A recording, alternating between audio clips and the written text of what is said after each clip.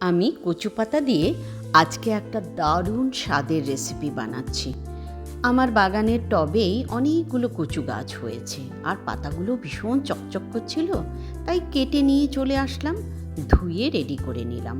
একটা বাটিতে 4 চামচ বেসন, 1 চামচ চিলি ফ্লেক্স, হাফ চামচ হলুদ আর 1 চামচ নুন রেডি করে রাখলাম। এদিকে মিক্সিং জারে একটা পেঁয়াজ কেটে আর 5-6টা রসুন আর 1-2টো কাঁচা লঙ্কা দিয়ে দিলাম। এবারে এটাকে আমি মিক্সিতে পেস্ট করে নেব। পেস্ট বানিয়ে নিলাম। এইবারে এই পেস্টটা আমি খুলে দেখলাম দারুণ হয়েছে। এইবারে এটাকে আমি দিয়ে দেব ওই মিশ্রণটাতে যেটা আমি বেসনে আর মশলা দিয়ে রেডি করে রেখেছি। 2 চামচ এই পেস্টটা আমি এর মধ্যে দিয়ে দিলাম আর তার সাথে হাফ চামচ আমি আদার পেস্টও দিয়ে দিলাম। তাহলে না এটার খুব টেস্টটা ভালো লাগে খেতে। আমি তো এইভাবেই বানাই। জল দিয়ে ওই বেসনটাকে আমি ভালো করে ঘুলিয়ে রেডি করলাম আর একটা করে পাতা আমি একটা থালার মধ্যে নিয়ে নিলাম। আর পাতার উল্টো সাইডে আমি এই বেসনের ঘোলটাকে ভালো করে মিক্স করে দেব। পুরো পাতাটাতে আমি ওটা মাখিয়ে দেব সুন্দর করে চামচের সাহায্যে। তাহলে পাতাটা যখন রোল করব তখন খুব সুন্দরভাবে ওইটা আটকে যাবে। কোনায় কোনায় আমি চামচ দিয়ে দেখো কি সুন্দর করে দিয়েছি। এইবারে আমি পাতাটাকে রোল করব।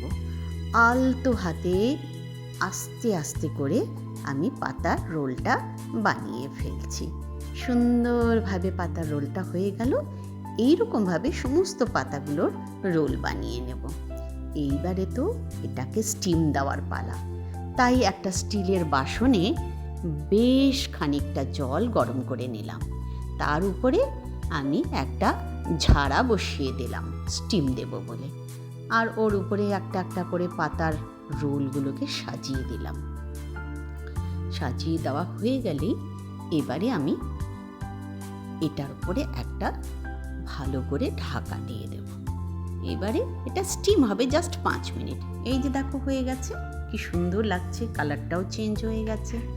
এবারে পাতাগুলোকে আমি একটা থালায় বের করে নেব। জানো ভীষণ গরম, হাত দিয়ে উঠাতে পারছি না, তাই আমি একটা কাঁটা চামচ নিয়ে নিলাম।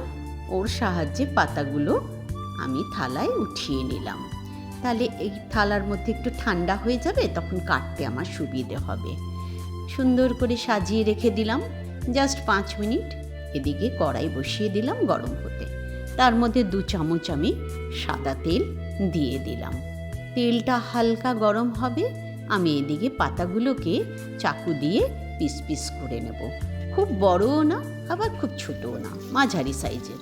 এইবারে তেলটা গরম হয়েছে, ওর মধ্যে পাতার পিসগুলোকে আমি ছেড়ে দিলাম শ্যালো ফ্রাই করার জন্য। হালকা হাতে আমি পাতাগুলোকে উল্টে দেব। বেশ সুন্দর করে শ্যালো ফ্রাই হয়ে গেছে। এইবারে আমি একটা বাসনে উঠিয়ে নিলাম। সমস্ত পাতার পিসগুলোকে আমি বাটিতে উঠিয়ে নিয়েছি।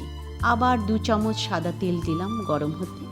এবারে আমি একটুখানি হাফ চামচের মতন গোটা জিরে ফোড়ন দিলাম। জিরেটা যেই একটু ভাজা হলো, ওই যে আমি পেস্ট বানিয়ে রেখেছিলাম মিক্সিতে, সেই পেস্টটা আমি এর মধ্যেও ঢেলে দিলাম। আর আমি 2টো টমেটো সেদ্ধ করে তার খোসাটা ছাড়িয়েও পেস্ট করে এর মধ্যে দিয়েছিলাম, সেটা তোমাদের দেখাতে পারিনি ভাই। যাই হোক, এই পেস্টটা দেওয়ার পরে একটু নুন, 1 চামচ হলুদ, 1.5 চামচ লঙ্কা পাউডার, 1 চামচ ধনে পাউডার দিয়ে তারপরে আমি একটু নাড়াচাড়া করে জল দিলাম ভালো করে এই মশলাটাকে কষিয়ে নেবার জন্য। মশলাটা বেশ সুন্দর কষে এসেছে, দেখো কি সুন্দর কালারও এসেছে। তাই 1 চামচ গরম মশলাও আমি এর মধ্যে দিয়ে দিলাম। এইবারে মশলাটা কষে গেল আর আমি পাতাগুলোকেও দিয়ে দিলাম। দিয়ে ভালো করে নাড়াচাড়া করছি। নাড়াচাড়া করা হয়ে গেলেই এর মধ্যে আমি দিয়ে দেব গরম জল। এই যে আমি এখনই গরম জলটা দিয়ে দিচ্ছি। ওই পাতাগুলো একটু সেদ্ধ হবে। সুন্দর করে পাতাগুলোকে আমি খুন্তির সাহায্যে একটু নাড়িয়ে দিলাম। একটু মাখো মাখো হবে তো, তাই জলটা দিতে হয়। ঢাকা দিয়ে দিলাম জাস্ট 2 মিনিট। এই দেখো, আহা হা হা, কী যে সুন্দর ঘ্রাণ বেরোচ্ছে, আমি কি বলি তোমাদের। গরম ভাতের সাথে যা জমে যাবে না, ভীষণ ভালো লাগে খেতে। তোমরাও বানিয়ে খেও, খুব ভালো লাগবে। এইবারে আমি একটা বাটিতে সমস্ত পাতার রেসিপিটাকে ঢেলে দিলাম। তারপরে আর কি, খাবার পালা। তোমরাও এভাবে বানিয়ে দেখো, তোমাদেরও ভালো লাগবে। আর আমার চ্যানেলটা সাবস্ক্রাইব করো আরও নতুন নতুন রেসিপি পাওয়ার জন্য। টাটা।